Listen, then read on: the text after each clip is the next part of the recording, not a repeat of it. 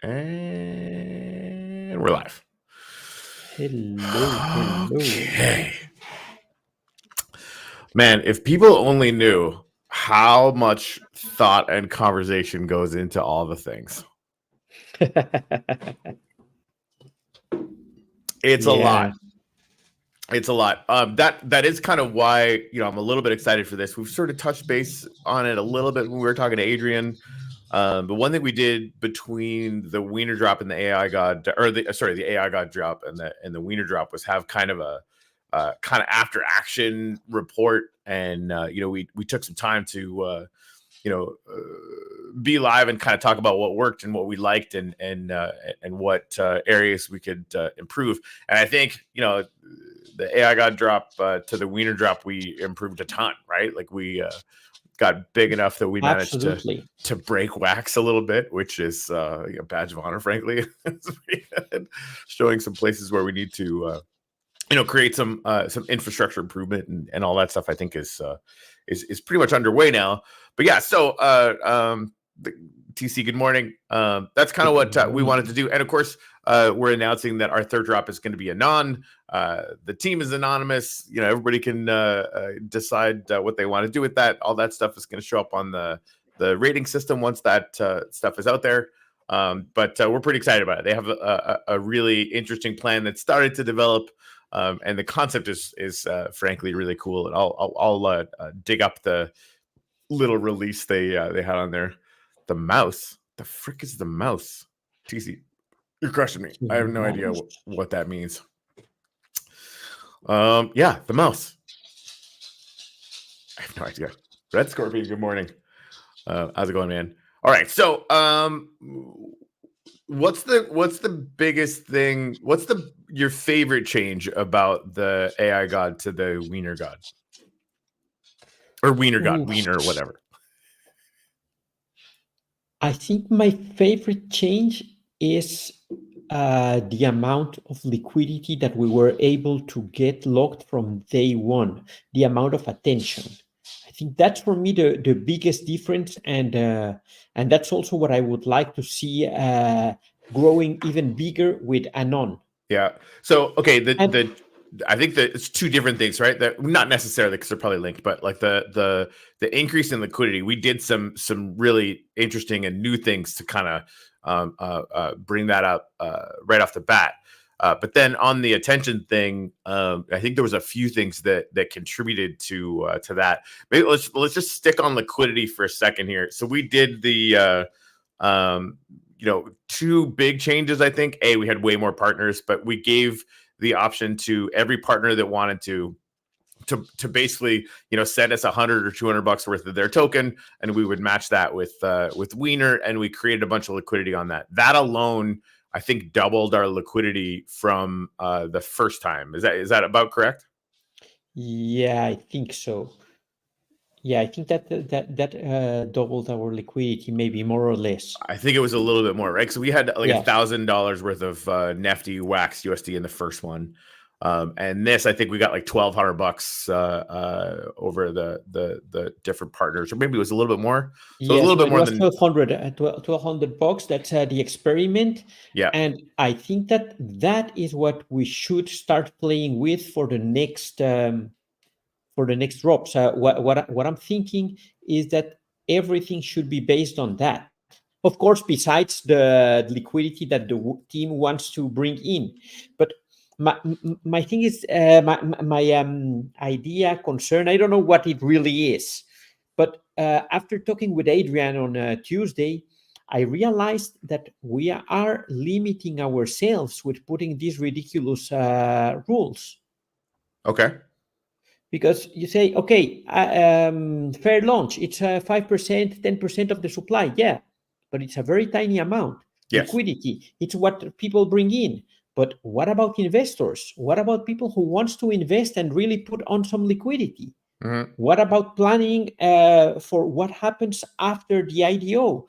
Who's going to buy at certain moments in time? Who's going to put additional liquidity?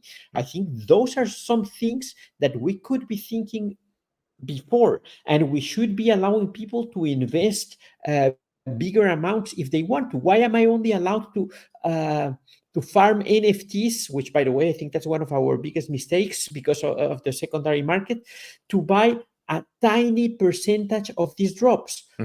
Why am I not allowed to help these teams make big money, to make the tiny investor makes more money, and also make more money myself? Yeah. So I think where we got constrained there is, starting with the amount of liquidity we were starting with kind of sets the price, right? So that's sort of, I think that if we sort of figured out how to advance that, and really, like, the price for this started a little bit more. But I think, and I agree with you, right? I think there's something in here, and maybe with the experiment, like we said, and again, like, it's a different thing. The partners that we were allowing to kind of send us their token, we created liquidity about that.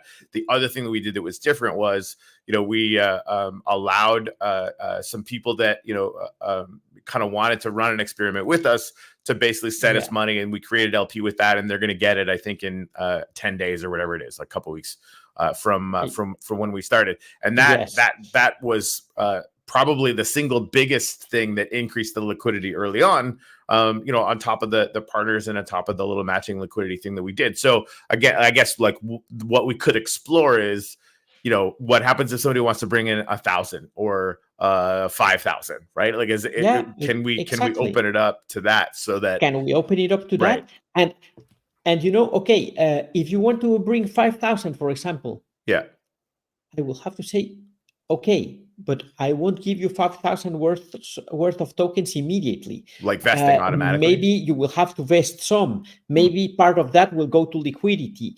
Maybe a second, a certain amount of that will go into buying the token after the IDO if it drops more than a certain percentage, stuff like that. But still, the possibility should be there. Yeah, that's interesting. Yeah, you can even set up one of the things, and I haven't done this personally, but I've been learning a little bit about it from smarter people than me. You could set up one-sided liquidity that basically act as a floor inside the DeFi system, which is interesting, right? So, like, you basically put it in and, like, have that pre-baked in. If it hits this certain level, then it basically choose that price up at that liquidity. Yeah, but the thing with one-sided liquidity is that you're only locking the tokens. Yeah, right? But they also it effectively buys them up at that level, so it sort of effectively, the only thing that you're doing is that you're getting those tokens out of the market, so people cannot buy more than a certain number of tokens. Sell more than a certain number of tokens, so the price will not go down over something because there are not enough tokens in circulation. But if you want to buy, you will push the price up because that's true. I guess it's doing that's smart. I see. Yeah. I think I understand now. Yeah, okay. So that's all that stuff is very interesting. Okay, so let me see if I understand what you're saying. So basically, like, we kind of open it up, like, whatever the percentage is, right? And this is kind of like that, carrying the experiment forward, and, like, how do we 10x that as maybe like just a way for us to start thinking about it. I very much like the idea that if I come in heavy, those tokens or some of those tokens or what have you get invested. I think that's really smart. And something that I think, I would do, if I could find $1,000 to come in or whatever, right? Like, I think people would do that. But then also having it, that part of stuff, I like what you're saying as far as, like, there's some things we can do other than just automatically defaulting to putting all of it in liquidity at the beginning is kind of, interesting as well. That's fun. I think there are many things that we can do that are different and that we should experiment with in the upcoming drops, in the upcoming launches. That's really interesting. Sorry, I just want to bring this up. What's up, Chad? They just buried 80 billion. Chad, 40 million. Marshall and Taco LP, and the LP token was burned. 8% of all circulating supply burned in a day. That's pretty cool. $5,000 to TVL added, and I think, again, like, the seeing projects think in terms of how much TVL is in there as a floor is really cool. I think that's a metric that I think is going to have a really good impact on sort of. Sorry, go ahead. Yeah, but don't get fooled that the TVL is really a floor. because the Okay. TVL won't give you a floor. You can bring to zero the token with whatever is there in TVL, even if it's burned TVL. How? Wouldn't you need an How? infinite amount of token on the other side? No, you don't need an infinite amount of tokens. You only need the same amount of tokens that is in the pool, and then you will get out the other side completely. Isn't it algorithmic though? It's a formula, and you can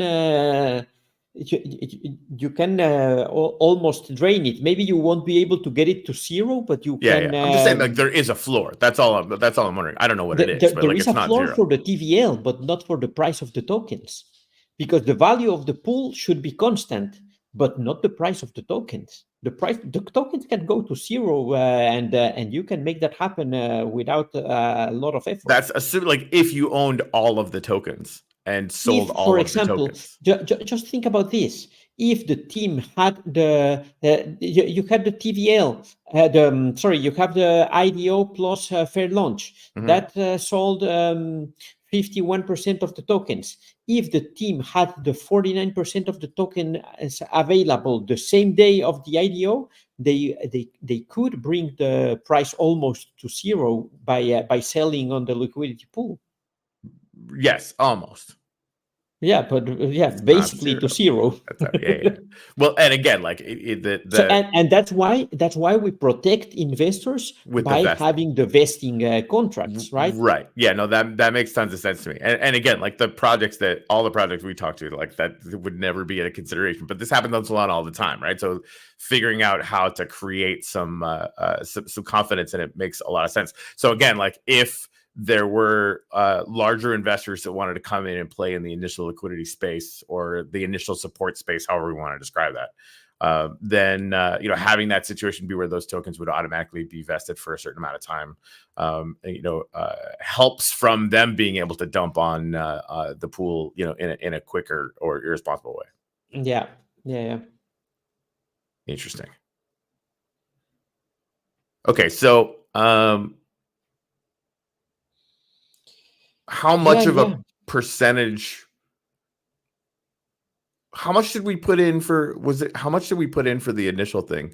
Because I guess we already had the price set based on the initial liquidity that we put in, right? Or no? Because I think this is one of the things that I'm wondering about. Like, I feel like we might be constraining ourselves by deciding in advance, okay, this much wax or USDT or whatever matches this much of the token. That sets the price really, really low. Right? Is that kind of make sense? So the being able to navigate that, because we want to have 51% of the token go out in the IDO. I think that's pretty standard, or minimum, right? Or like even it could more. be more. It could be more, right? Yeah, it could be more. And I think that's actually one of the things ANON was thinking about, right? Like they were talking about maybe doing more in the in that thing. But then I think it's a matter of like what how do we set it up so the fair launch is basically like you're maybe paying for a little bit more, you're getting some token, and that token has like a stronger floor price. I guess if people are like whaling in on the initial liquidity, that's going to be setting the price at higher levels anyway, right? That will push the price up, definitely. Yeah. Okay. And that's why you want initial liquidity to be relatively low. But as time goes by, you want liquidity to grow. So there has to be some kind of incentive to increase liquidity so that the price keeps on going up, and it's not that easy to bring it down. And you need that because at some point the team will start receiving the tokens from the vesting, and they maybe they will be selling some or whatever, and you don't want the price to crash. So you need this liquidity to go up over time. Yeah. So what, when you're thinking about having the liquidity go for time, like the collabs have been really powerful. The even just like straight incentives have been powerful, kind of in a temporary sort of way, though, right? Like that's not permanent. How would you sort of imagine or brainstorm ways that projects could be increasing that liquidity over time? Well, once is by giving incentives to people who add liquidity. We should be giving some of those tokens, or maybe even a different token.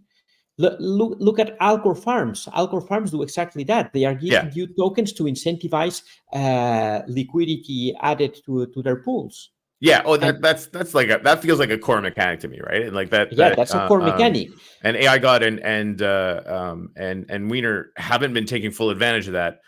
Just because right now they have to go through, they have to basically talk to Alcor and Ziller to get it done, because they just the way we run things, the initiating contract is bags that NFT or whatever. Right? That's one of the challenges we have, and we have to overcome that. We need to really become a permissionless chain with permissionless protocols that are not requesting you stupid things like, oh, you have to bring me a letter from your mother if you want your token listed in my exchange.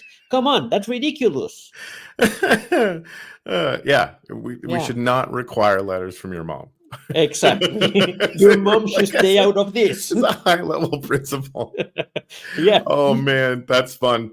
All right, just to hit some comments. Fair launch is fun in my opinion. It's a wax-centric thing that early users gain benefit. I mean, that's, I really like that too. Yeah, and I think we should not remove it. I think we should just rethink some of the mechanics and some of the and a little bit see what can we do to prevent what happens with NFTs, because as we also discussed on Tuesday, some people are really trying to sell them for high amount, and there's people really buying them for those high amounts, and in the end they are not able to make their investment back, or they are barely able to recover it. So I think we should try to make it really safer for people, while still having the fun activity that happens during the fair launch. Yeah, I agree. It definitely produced a lot of attention and a lot of energy around it. Yeah. So this kind of goes back to the liquidity thing. This might actually just be a mechanism that makes what we did in the experiment work more. And I'd love to get your take on it. So why not sell pre-liquidity NFTs people can buy that applies to whatever project they want to be part of before a launch, right? So that way, like, you have the NFT, and when you blend the NFT out, you're basically getting the LP token back. However that much is, right? Not even, just imagine this. You're going to launch a new token project. You have here NFTs, unlimited supply. Yeah. And you want every NFT is worth $50, $25, whatever. And you can buy as many as you want. And all of that will go to liquidity. And you will get rewarded with having half of whatever you put into into that drop, matched by tokens on the other side. So you can really build a nice liquidity from the community. And after the pools get created, we will send you the we will blend that NFT back out for whatever, right? Like, you just trade it back in. No, you have the NFT, and that proves that you have this right. But then we will just vest that and allow you to claim it in 2 weeks, 1 month, or whatever. It's something to be defined. Yeah, no, that's really fun. And people can bring in whatever they want to bring in. Several claim dates or stuff like that. So I think that we can get creative and start playing more with that kind of mechanics to make this more interesting. If we did that, because it'll be interesting to see sort of what the value is on the experimental LP that we brought in, right? Like, what sort of the gain potential is there?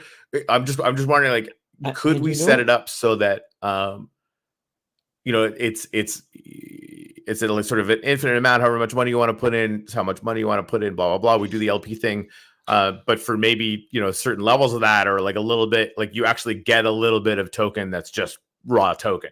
That can also vest out. Does that make sense? Or, like, would that be a good thing to add, or is that just sort of overcomplicating it? I don't know if I followed you completely. Okay, so sorry. So you basically, it's $50 you buy the NFT, and that's going to coincide with like $50 worth of LP at the beginning, right at the start, right? And that's going to that gets vested out to 2 weeks or 3 months or 50,000 years. Who knows, right? Maybe not 50,000 years. That's probably too long.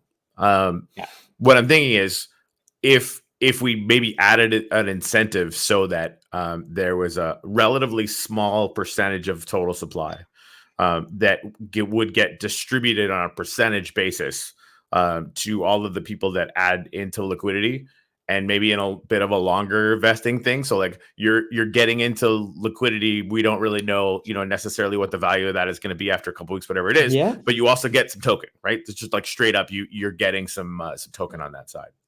Yeah, you could do that, and you could also have 3 different NFTs.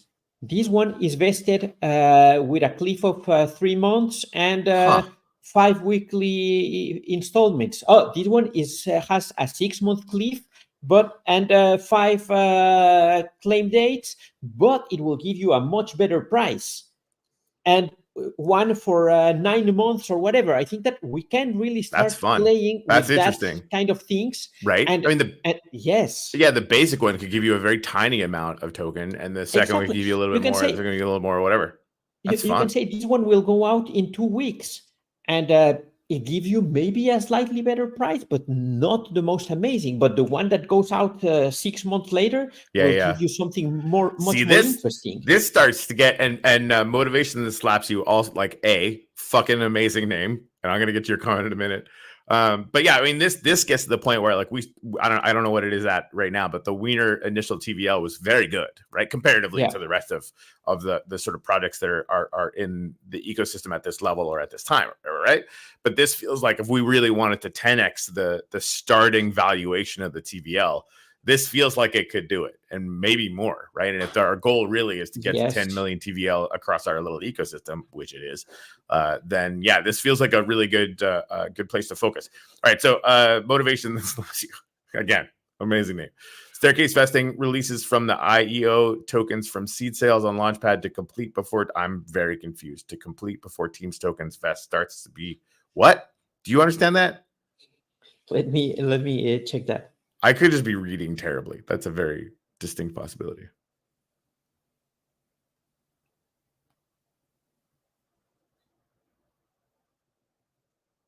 No, I don't really get it. Okay. Yeah. Motivation. If you could sort of restate in a way that I could understand, that would be great. But staircases are interesting too. Also, what the fuck does that mean? So yeah, YVR, that's the key. Unlimited supply, liquid NFTs. You end up getting a percentage. Whales can still whale. Put the fees into a pool for rewards, etc. So that brings up another thing, right? Like that. If we could have that liquidity that gets initially started, not go to eosio.null, get burned, but get locked in a contract, and maybe we could just do this on our side. Frankly, gets locked in a contract, but the rewards from that LP, go into the rewards account or go into something that builds up the liquidity, ad nauseum, or both, right? But some way to basically not lose the value of the rewards that come from just having that LP and having it grind sort of volume and fees and stuff. Yeah. I think that also. Yeah, you could get entitled to more rewards maybe if you're locking that liquidity, as you said, from the on transfer fees. Something could go to initial liquidity providers. It could be structured in a very different way. Even if we were just to keep it simple, right? So like we do $50, but it's like the 9-month cliff or whatever, right? And you're getting some token because of that. So there's that sort of incentive loop, which I think is really cool. Like I think having 3 different tiers on that is also really cool as far as like because I am now thinking different ways, like, right? Like how much do I want to benefit longer term versus shorter term? Do I want to spread it out? That's kind of really interesting to me. But I think like the 2 things that really struck out to me initially on the not burning the LP, but having it locked in a situation where the rewards were still something that were usable. The 2 things, one thing you said that really struck out to me is you can basically have that going back into the LP, kind of the way that Taco I think does a little bit or what have you. So like the amount of value that's locked in that just kind of continues to grow up the more volume is.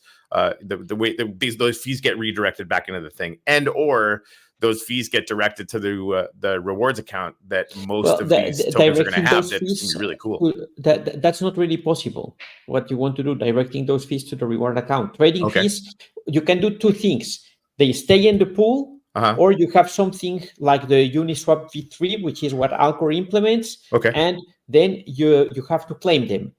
But in that case, if you renounce the ownership of that liquidity, there's nobody who can claim that. So So this is it's what I'm saying. Like, useless. is there a contract that we could set up that would mean you can't move this LP out of this contract, but there's a script that claims it? No. How come? The thing is this. When you renounce the ownership on Alcor, you renounce the ownership. It's That's no what I'm saying. longer We don't yours. renounce the ownership. That's exactly what I'm saying. So we're not renouncing the ownership. Then how do you know that will be locked? Right. So, like, could we not on the Launchbag side? And again, like, I might just be full of shit right now, but like, could we not, in the same way that we have vesting contracts, right? Technically, the control of that is still within that contract until it's not, till we send it out, right? So, like, it have it set up so that that LP is in a contract on the Launchback side, and there's a script that can run off of that deploys the LP rewards. Yeah, maybe we can do that. I'm just trying to figure out how to achieve both things, right? Yeah. Where people can have confidence that this LP is not going to move, and that the rewards that come from that can be, and it might even just be simpler that it could just go back into liquidity or whatever. That's still really cool, right? I'm just sort of trying to explore some of the other easiest possibilities. way, and that's what happens on Taco or on DeFi Box, and that's what will happen on the Wax on Edge Nifty liquidity. So it's kind of already there. Yeah. Well, yeah, I think that's the simplest way to go. Okay. Threaten me with a good time. Yeah, I mean, dude, that's a great metric, right? Like knowing that, we start at like, say $50,000 for the TVL at the same time, and instead of that, instead of the LP rewards, like the fees or whatever, like the normal LP fees just being gone, and EOSIO.null, nobody ever claims them and never does anything useful. Yeah. That it's constantly going back into the TVL is pretty sexy. Like that's like a kind of an auto compounding growth metric, right? Maybe not big or whatever, but it's significant. But in reality, that's nothing new. That's how decentralized exchanges have worked forever. Threaten me with a good time. That's how they work. So there's yeah. Oh, cool. All right. Well, I'm glad we didn't have to solve that. Fantastic. All right, but that definitely feels like the biggest change. And so, just as far as like that, unlimited NFTs, put in as much money as you want. It's going to be paired with a percentage of the total supply to create that initial liquidity, and/or again. So maybe talk about one thing you mentioned. I don't think we really explored yet.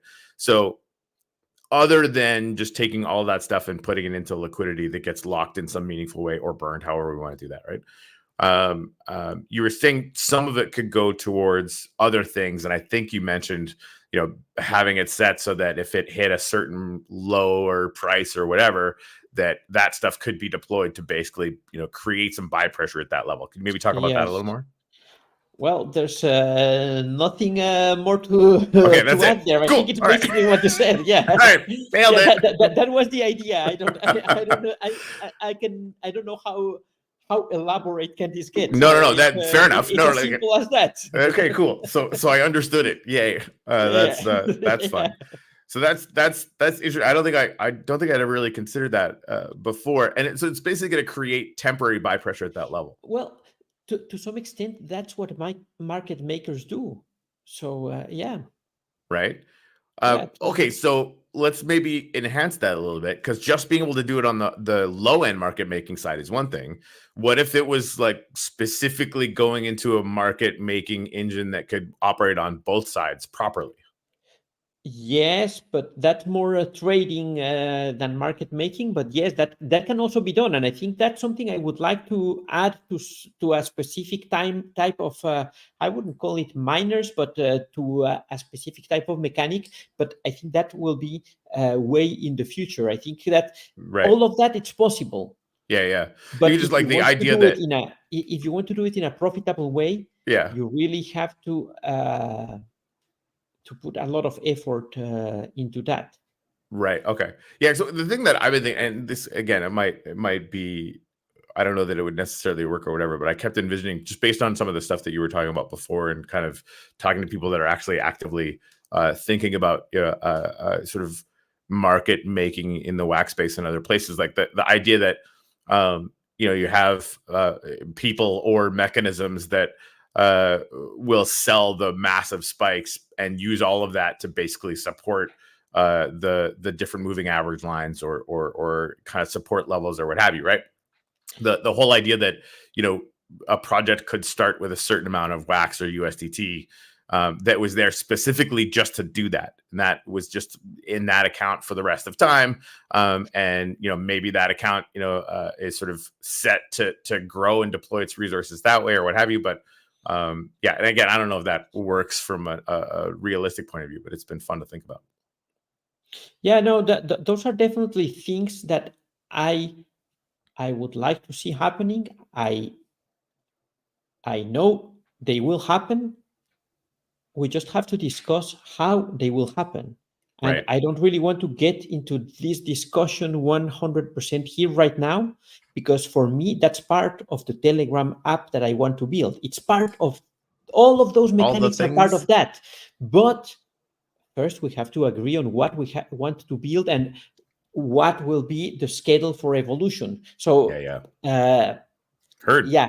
But yeah, I don't want to get into those details right now, because I think that all of the mining, all of the one-sided pools, all of that should be part of engaging in the app. And you should get a lot of crazy things, because, okay, now that I started, you will never stop me again. Okay, but the thing is this. I love you, dude. I think that we have a big challenge making this app, because unlike the current clickers that are there available, we have live tokens. We have things that have real value. Most of the clickers out there are no points, but you're working towards an airdrop.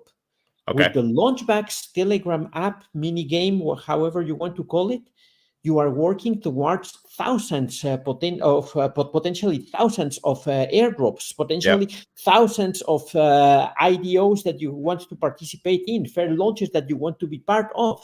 So I think this requires much more engineering. And of course, it should have similar mechanics that engage people and so on. But it should be something bigger, that it's more comprehensive and yeah, really adds value for everyone. And maybe I'm being a dreamer here, but no, I don't think you are. I really don't think you are, because I think like where we definitely agree is I think that the core mechanics of these things obviously work, right? They're amazing at getting large numbers of people to get in.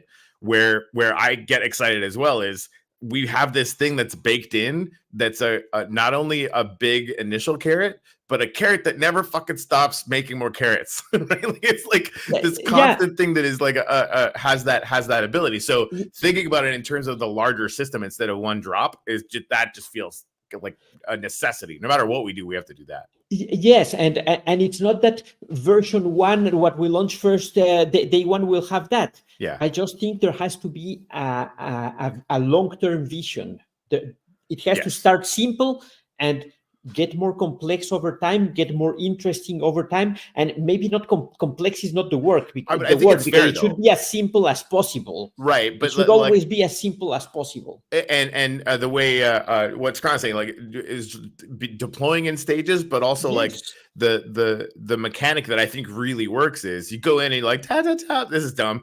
By the time you're bored of that, you're doing the next thing, and then you're doing the next thing, and then you're doing the next thing, and there's like a really fun flow to that I think we can borrow and then build off of ad nauseum, right? Like, oh, hey, you just got introduced to a team or to a different project or to the next thing that's going on, right? Like the next thing that we're focusing on, as far as the drop or what have you.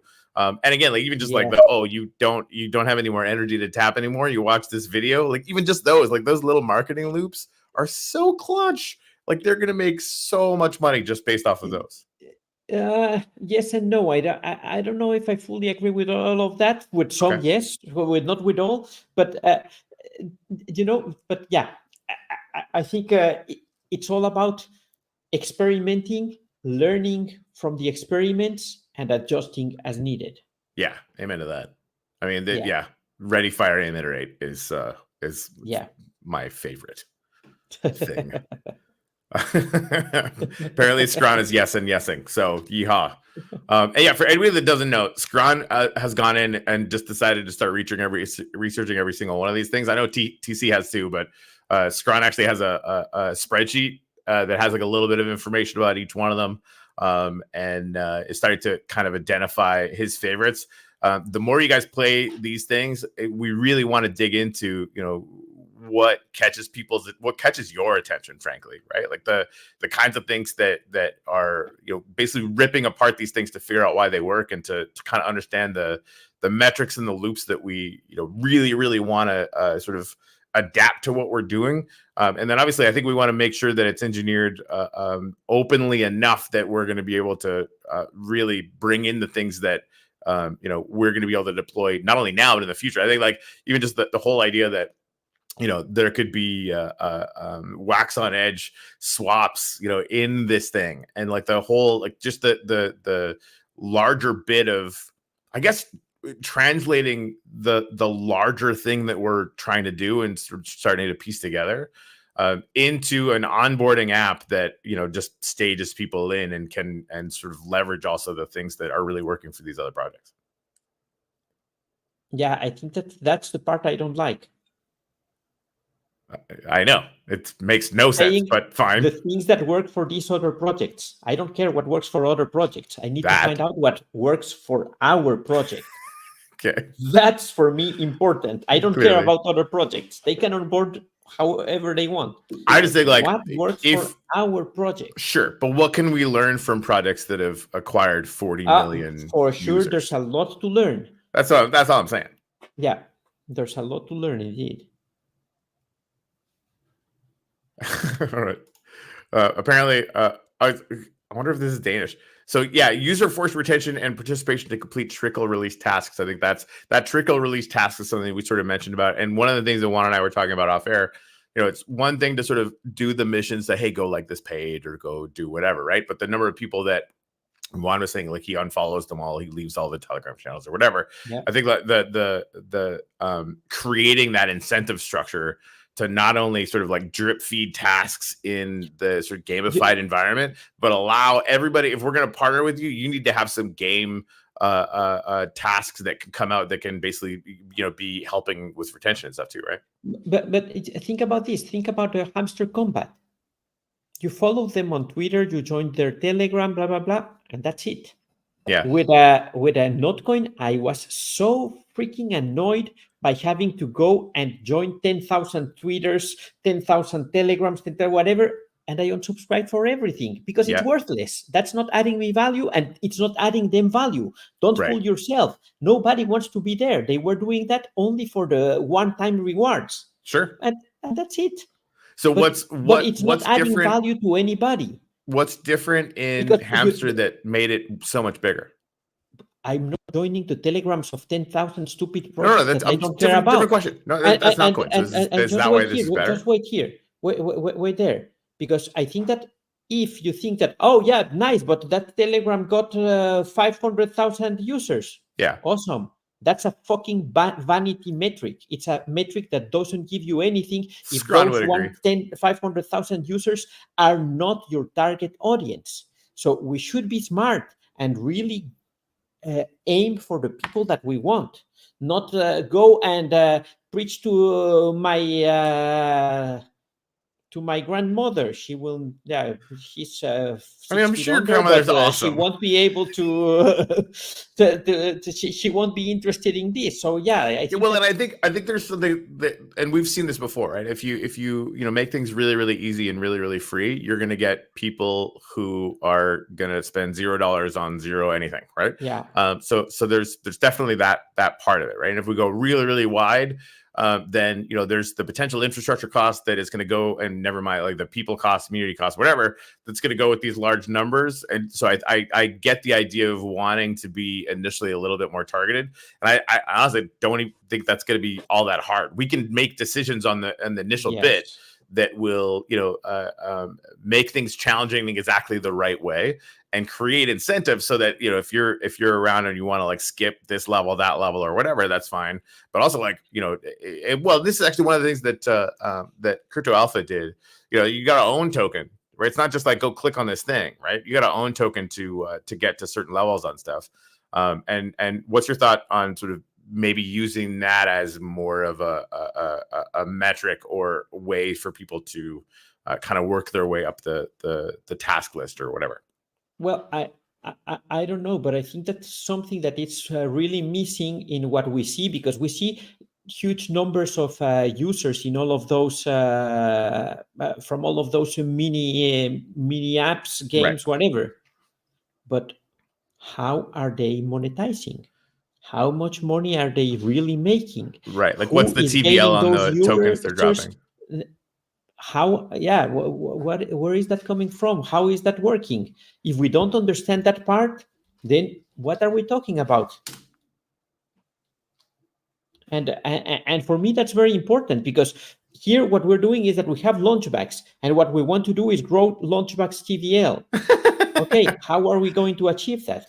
Do you know what the market cap of Not is? I have no clue.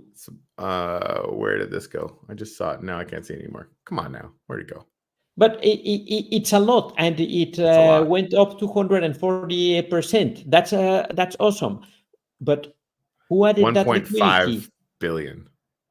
Awesome. Who added all that TVL? Where does it come from? I think that's something we need to understand, because I didn't buy any Notcoin. Right. I only played the game and got my fair share. Right. So that, I mean, the market cap, if you can make a situation where you airdrop literally all of the token, but you set the price initially and then nobody automatically dumps it, you get this result. How did the TVL got there? Who added those millions there initially? So I don't know what the TVL is. I know what the market cap is. So that's a different question. Yeah, those are different things. Yeah, I have a suspicion that let's maybe break it down a little bit, because like we talk all about this all the time off air or whatever, right? Go ahead. And the main question: what was their goal? What was their objective when they released Notcoin? Yeah. What is the objective or the goal for Hamster Combat? However much token they kept, they're multi-millionaires now. I don't care. That's not what I care. What was their objective? What was their goal? Do you know the answer to that? No, I don't. And I want to know the answer to that. I want to know why they were doing it. How do we find that out? I don't know. Me neither. So that, to me, like, if I have a question and I don't know how to figure it out, I don't fucking care anymore. But no, because I'm not going to wait, right? We're not just going to sit around and go like, oh, I hope we figure that out someday, right? Like, we got to figure it out. But wait. I do want to know what is our goal, and I want to know each of the actions that a player does on our game. Yeah. How is that action contributing to our goal? Because if I don't know that, I'm wasting my money by investing in the development of that. I love all that. I love all that. So if we did whatever we did, right? Like, we have our initial kind of goals for this year, right? 10,000 people watching this show, and 10 million TVL. So the things that work backwards from that. So the TVL, how, like, the number of projects that are launching times the amount of liquidity that they have at launch and that they can grow, right? And again, like, I always look at this from a we tripled the number of people. Actually, it was considerably more. We grew the number of people that were engaged in the launch between AI God and WIENR, right? So to me, just growing the number of people is important. Now, granted, we grew the number of people that were on Wax, so this already pre-qualified, sort of, right?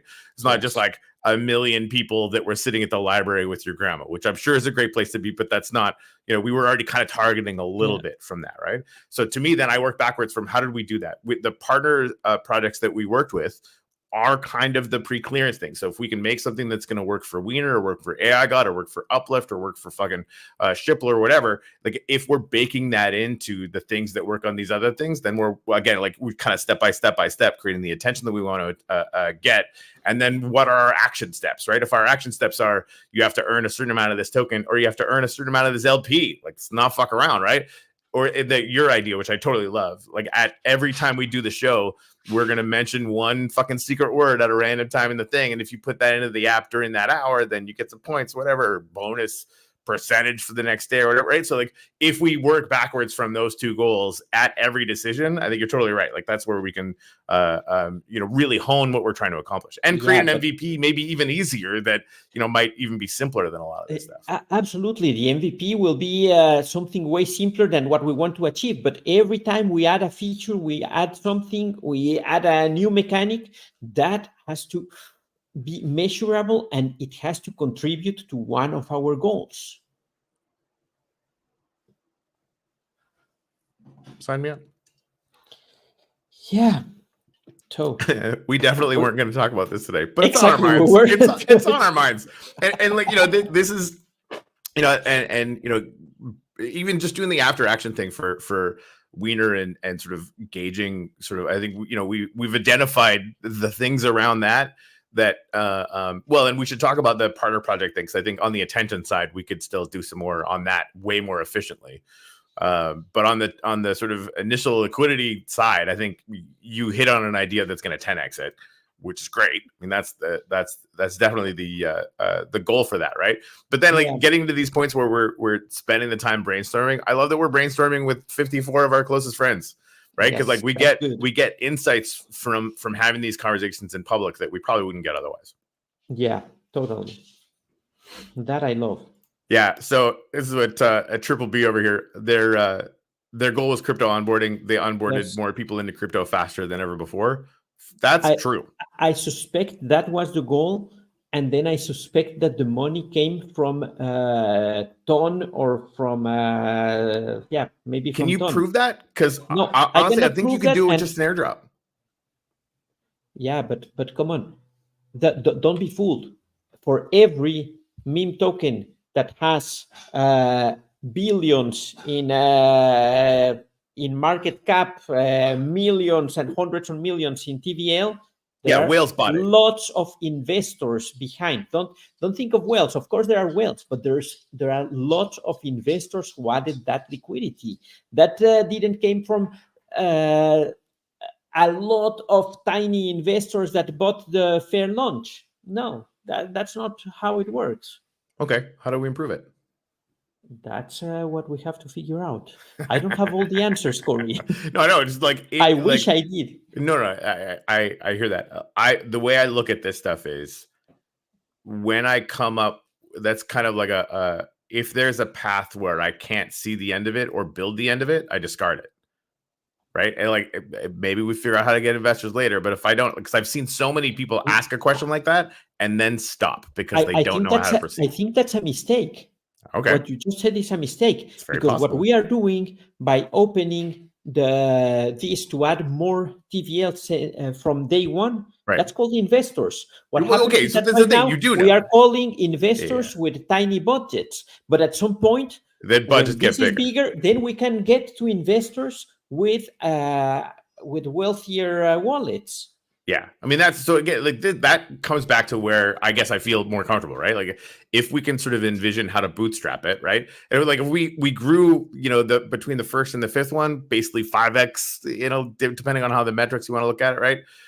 We already kind of I think know how we want to make the TVL significantly improved and sort of target an investor type person and give them incentives and create a safe environment where they can bring in money, but the people that come in through the fair launch or buy on the IDO are kind of in as fair of a situation as possible and a protected situation as possible for longer term, right? So again, like if we could do it with, if we can make the next one 50,000, we can make the next one 200,000, right? And then I think like the bigger the pool gets, I would imagine that investors that have more money to deploy will start to pay attention to that just by the dint of the fact that like our charts are going to look real fucking good. The amount of TVL that we're doing is going to be increasing geometrically. And that's, just on the stuff that we're going to launch, not on the stuff that people are going to be able to iterate on their own and the self-serve stuff. Yeah. No, that's fine. Cool. And I think that there's an interesting comment there. I see the last one from Motivation. And yeah, it's true that centralized exchanges do not require TVL, but when you go and list in a centralized exchange, you hire market makers, and those market makers will require a certain amount of money from you, so that they can create those markets. And the higher the amount that you put in for market making, the higher And that feels like that's kind of, and your we're token thinking will about that go. stuff already, right? But this is where we almost kind of have, and tell me if I'm wrong about this, we sort of have to bootstrap to the level that, or grow to the level where that stuff kind of becomes relevant, right? Like we're not in the $1 billion market cap business right now. We're No. in the 100,000 market cap business right now, right? And Yeah. pushing towards 1 million, and then pushing towards 10 million.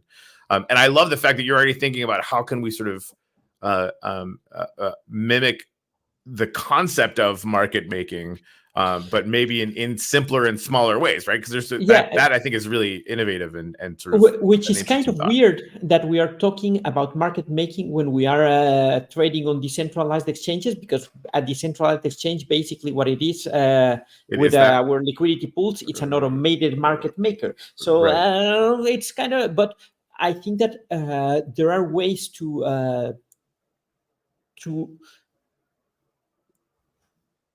to get some trading volume there, and to make sure that the activity is there for every pair. I like it. Well, especially with the network liquidity now, like that, like just like the volume, even on projects that are slower. If there's if there's liquidity in those pools, things are going to run through those pools eventually. Which I don't know. I'm obsessed with network liquidity at like a core molecular level at this point. It's just that never stops fascinating me. It's gonna be a thing. Yeah. So okay, I think you brought us back to, and this is something that we will, I think, always benefit from. We have goals for this year, right? 10,000 Yeah. people watching this show, $10 million TVL for Launchbags tokens, right? Yes. I think like every single time we're like, what are we doing right now? Like, which is okay. What can we do in this millisecond or in this decision, on this whatever little thing we're deciding or big thing we're deciding, or how does that get us to that goal quicker or more assuredly? I think that's always going to be a pretty valuable question to ask. Yes. Yeah. Absolutely. Boom. All right. I think we solved everything. It's done. It's not. Yeah. Just have to start working. Just like do the work. Oh man. All right. So Anon is going to be interesting. I think we sort of landed on waiting till after you get back from vacation, which is going to help me. Okay, on the attention side. So the amount of grind work that I had to do recruiting and managing 27 partner projects is not scalable. No. But so how could we automate that, or do it this time that was more efficient with the intent to automate it on the platform, maybe, right? That would make more sense in your opinion. Yeah, I think that there are many things that we have to improve there. And one is, the coordination side, but also the communication side. The last months we had so many activities going on with so many different partner projects that nobody knew what's going on there. Right. There was people still trading the ingredients for the tickets when the fair launch was already there. Well, and there was that the fucking drawing little comedian scammer guy was selling them after the fact, knowingly. So that's who definitely. was that? I'll send it to you. The guy that he is one of the just asshole people. Am I back on? Okay. Yeah, no, like the only That thing doesn't they know matter how to. who it was, but Yeah. I But it basically like it trying to do it as like one of these little scammy joke things that aren't funny and are just designed to hurt people and hopefully get a laugh on Twitter because they're pieces of shit. But at the same time, like it's an issue, right? And again, no matter how many times we said, don't buy, sell, trade these things, they did it anyway. And so one of the things that, that came out was you could have make them all NTTs or whatever, right? is that sort Yeah. of something that we should look at again, where like basically your account is accruing these points, and that, well, and again, like it get like, so I guess we want to be able to value community ownership. We want to be able to help projects to promote themselves in this process. We want to be able to have those people get points for bounties or whatever it is, and then have that accrue to a bigger slice of the fair launch. That's kind of like top level what we want to do. Never mind the NFTs or anything else. We more or less agree on that. Yeah.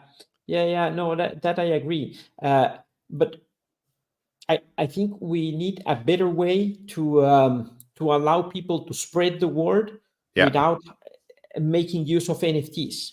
Okay, that's I think it was where I was landing, right? Like Yes. it really is just points that we're having people accrue so that they can sort of keep track of how much of the fair launch they can access, right? Yes. Like if we had an app that was built already. Yeah, but I mean, obviously that's going to come later, but like that, like as an idea for us to think about as we sort of plan how to build all that stuff out. Yeah, but how do we do that for ANON, knowing that we have to start soon? I'm going to tell you here what my developers tell me all the time. Okay, if we had an app, what is that app? What does the player sees when he gets there for the first time? What is the first action he has to do? Those are valid questions. They are. We have to solve before we ask the developers to I wasn't saying we should build that for this. I'm literally specifically saying we can't do that, right? Yeah. Because we need to, and again, like all this stuff informs the things that we're gonna want, and then have to define and make clear, blah blah blah blah, right? Yeah. So what we really need to figure out is how do we want to help ANON do this promo cycle in a way that hopefully teaches us better ways to do it and to help other projects do it. Right. So like if we don't need NFTs, what do we really have? Or what would we want to have? Yeah. So that's like where I go back to is like, I think like having some confirmable point system in the future would be very interesting. How do we build off what we just did in a way that we can iterate quickly? Right. So this is why like we could get rid of NFTs, but if we do that, then we're reinventing the wheel a little bit. And maybe we could just come up with an idea for that. I just don't know what it is. If we want to have this situation where people aren't selling the NFTs, we can do that. That to me, I guess, like, I don't want to track all the points for everybody, right? That was sort of it wasn't perfect, but being able to have 20 plus projects that were running missions on their own, then that was effective. Could it be better? Yes. But that while I was still sort of having a hard time running around helping everybody, it still got to way more people than if it was just me. Like more. But I think that there's an important distinction there. Okay.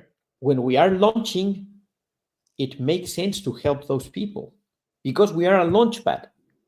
When they launched, we can follow up with them. We can help them. Different question.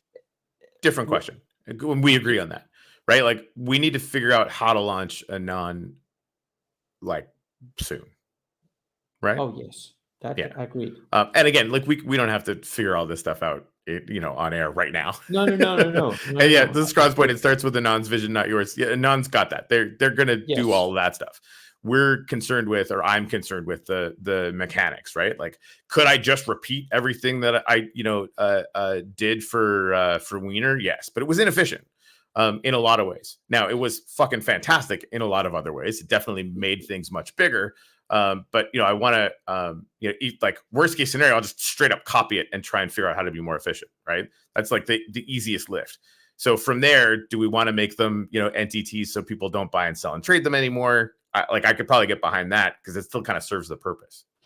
Well, what I liked about the entities was that the fair launch was more exciting with the cool down period and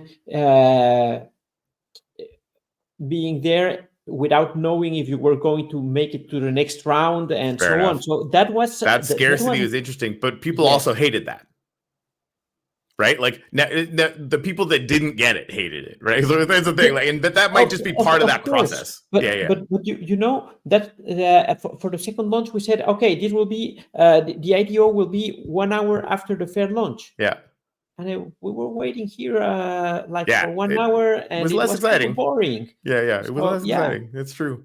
No, that vibe is legit, and for the the yes, people that miss out on it, that's actually kind of part of the hype, because you're yes, not going to want to miss out on it again. And we can't do everything for everyone. Like we can't, especially if we're doing scarcity. Literally, some people are not going to get in. And that's the point, right? Like that's literally the whole thing, right? You want to be there. You want to, have that thing. So that's really interesting to me, because I think from a vibe perspective, you're totally right? Like that, just from the show, right? It was significantly more exciting. I mean, now, Wax is probably like, we'll probably strengthen the infrastructure. We're gonna have to figure out what else is gonna break for the third one. Who knows? We'll figure it out. nothing will break, but I'm just saying, it's a joke. no, I know that nothing will break, or at least that's what I hope, because we already identified a lot of things. Right. The things that I can tell you right now is that we already created a widget to swap that will remove load from Wax on Edge frontend, although it wasn't the frontend that broke. So we also will have a more capable server for the route calculation. We will use a limited number of routes. We will not use all the possible routes, because that also created some problems. So there are many things that will be different. No, that's right cool. now. So you could set it up so that, like, on a particular time period, or even on that token, you could sort of just limit the number of routes that were possible. So not 10, but maybe max it out at like 4 or 6. We won't give you the option. We will handle that in the back ourselves, at least for the IDOs, and we will be able to remove the 50% cap, I think, for the sleepage. So go good. and try to die,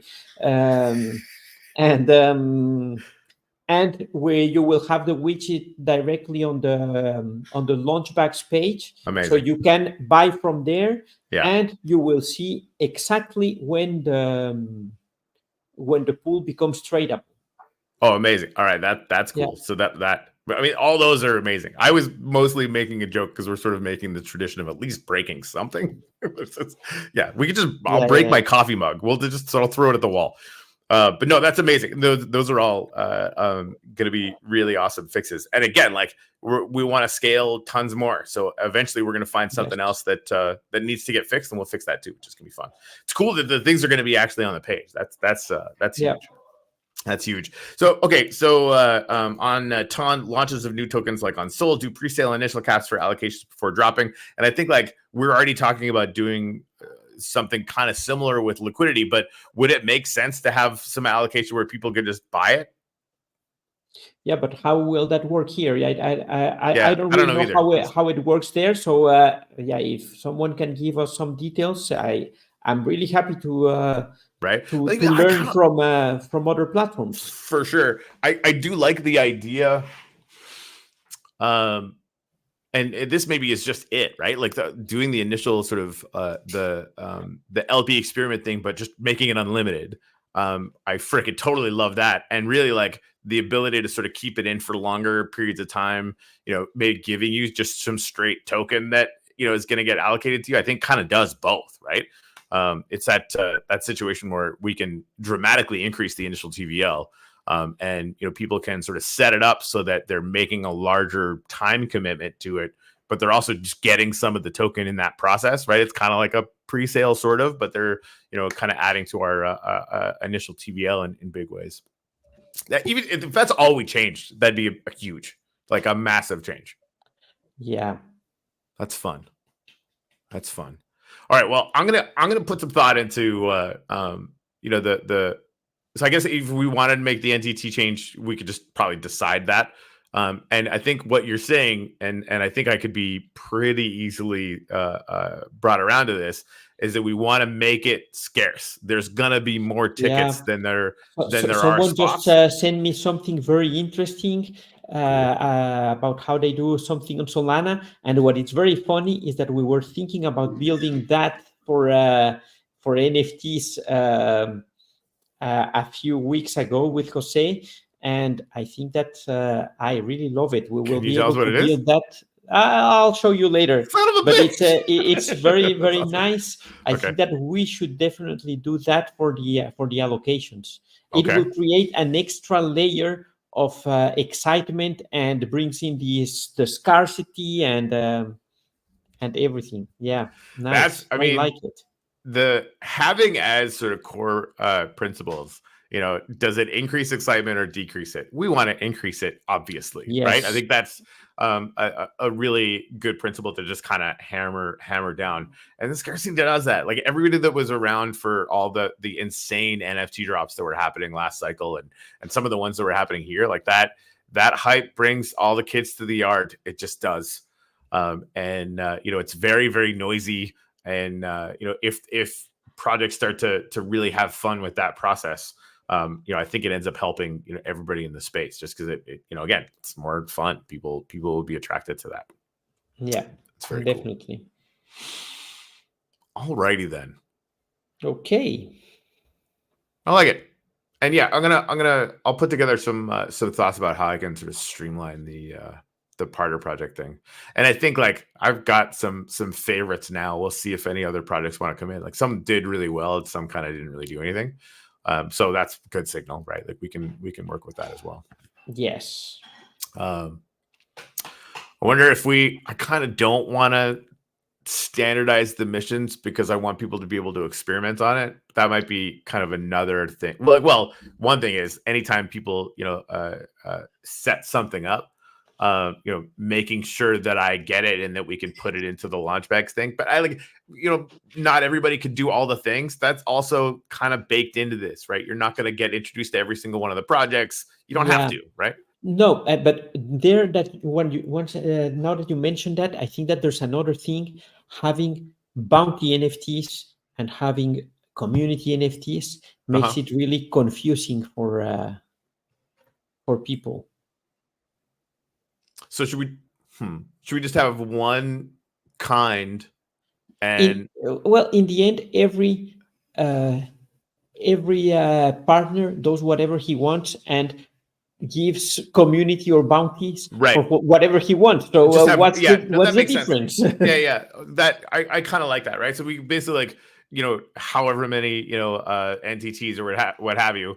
Although we're gonna have to get if we do entities, we're gonna have to be the ones sending them, not them, which is another layer of complexity we'll have to consider. We are not sending anything. If we use NFTs at all, it should be claimable, not sent. Okay. Why do you want to send? Just because then I don't have to be the one is setting up all the claims and everything else. Projects are doing that. Well, all the claims, it's only one place where everybody claims. That's it. So the only thing people send us is basically lists of addresses and numbers. Do you realize how much wax is locked in NFTs that you minted and will never be used? I'm sorry, could you repeat that? Do you realize the amount of wax that is locked as RAM in a lot of NFTs that you minted and will never be used? Probably a lot. That's really inefficient. People has to claim and we mint on demand. So we're only spending for the NFTs that are really minted and that are going to be used. Okay. I think. No, that we could definitely game that out. Red Scorpions of the AI God launch was nice since all the bounty ones came from you. That I agree. That was simpler. We got to 10 times less people that way, right? If I'm the only one running bounties, it's a very, very limited version of what's possible, right? The idea behind the partner projects is they could be promoting their stuff, but also be getting attention for the drop, which I think is something that I would like to leverage as much as possible and as clean as way possible if we can do it. But how can we get both? Every partner promoting something of their own, but all the claims go to the same place, the complexity or the challenge that you get to do should be of equivalent complexity everywhere. So maybe we need a better coordination. Well, standardization and more communication. Right, make it simpler, right? Like if there's Yes, like make I it really loved the idea that everybody could kind of do whatever they wanted, but maybe that's a shit idea now, right? Like, or the better idea is, you have two options and preferably use them both. It's going to be like a Twitter bounty or a thing bounty or whatever. Like, Crypto Alpha is going to do it a little bit differently. So I don't know, man. I don't know. More thought required. Yeah. That's how I'm going to spend the rest of the day, though, because we don't have a whole lot of time for this. We'll figure it out. More thought required, indeed. We'll figure it out. Yeah, Scron, I'll check out whatever you just sent me. We'll see that. Set up claims per wallet. There we go. Yeah. Anyway, yeah, I mean, you're right about the claims thing, and it'll end up like we can figure it out. Obviously, we'll be able to solve for it. Yes, in the end, it's a whitelist. You get a whitelist for every Right. part from every partner, and we add that whitelist, and that's it. And if a wallet is several times in the list, we add more claims, or we have an upgradable NFT with gives you points, or I don't know. That what if tracks to points. get We can do in? something different. What if to get into the first round you just needed a certain number of them? Right, so that we just have different whitelists. The first whitelist is, the people that got the most. The second round is people who got the second most. Third round is people who got the 30 most. And the fourth round is literally everybody else who got any of them. And the fifth round is literally anybody. Yeah. Yeah, something like that could work. TC, you are hilarious. Sorry, I'm getting messages now. All right, so I mean, I think we made some solid ground. I think opening up the liquidity to sort of infinity is something we definitely want to try. I think that's going to be really strong. We keep the partner projects things, but I think if my organizing principle is to make it a lot simpler, that makes sense to me. We want to have it set up so that people aren't buying and selling these NFTs on the secondary market, because that's kind of dumb. But also that we want to reinstill the scarcity of it, right? Like that whole idea that on the show it's super freaking exciting and nobody knows how it's going to go. I think is fun to kind of bring back. We tried the other way; it was sort of interesting, but yeah, I think the trade-off for that much more excitement is going to be well worth it. Frankly, it'll be good. Yeah, definitely. Cool beans. And yeah, no NFTs, just create whitelists. That's interesting. Yeah, that could work. Yeah. Because I mean, at the end of the day, people were just creating whitelists to send out the NFTs to anyway, right? And then it's just a matter of like, people were kind of sending them around and doing different things or whatever. But if it all just kind of accrues to one account, it's going to be the same thing. The only thing with the whitelist is that several times people gives you incorrect wax addresses. Yeah. And it's a pain in the ass debugging that with a bounty book. Fucking is. I agree. I've been there. That's less fun. That's less fun indeed. That's less fun for sure. Okay. Well. But we'll figure it out. Yeah, sounds good. Sounds good. All right, guys. Yeah. Well, nailed it. Thank you for all the ideas and for all the thoughts, everybody. Thanks for joining us for these things. This one's gonna be interesting and more exciting, I think. Yes. Huh? Yes. And I mean, if we 5x the TVL on this from the jump, that's gonna be nuts. Like nuts. That's good. That's good shit. I like that a lot. Yeah. Mm-hmm. Yeah. I like that. Yeah, me too. Is that, when that works, because it will, the time that it will take for ANON to hit 1 million could be significantly quicker. And then really like all this stuff starts to get attention, and by the time we get to bags, we're probably pushing 10 million already. I'm just going to put that out there in the universe. Boop, boop, boop, boop, boop. And then, with bags, we get 100 million. Fuck it. Let's get weird. Is that likely? Probably not. Who cares? Let's do it anyway. Yeah, that's crazier things have happened to dumber people. Yeah. Awesome, man. All right, thanks, guys. We'll see you guys tomorrow. I Very think sad today. Very sad. why are you sad today? You didn't mention the winner on once during the show. The- No jokes about the winner. So man, I'm very sad. So sad today. Megan messaged me. She barely watched the show later on yesterday, and she was cracking up every time you had a wiener reaction. It's true. It's true. I mean, you got to grow the wiener. You got. I know it's belated, but it's got to be a tradition. I definitely have to say grow the wiener at least 2 times At least, every yes. show. I think maybe growing the wiener should just be code for growing anything. So like, hey, we got to grow the TV out. Got to grow that wiener. It doesn't even make sense, but it's better for it not making sense. That's fucking funny. Yeah. All right. Well, boom. Wiener joking. Okay. I can't wait till there's merch. Holy shit. I'm going to buy the freaking Grow Your Wiener t-shirt like twice a day. All right, man. Julio. Let's do it. Okay. Boom. Boom.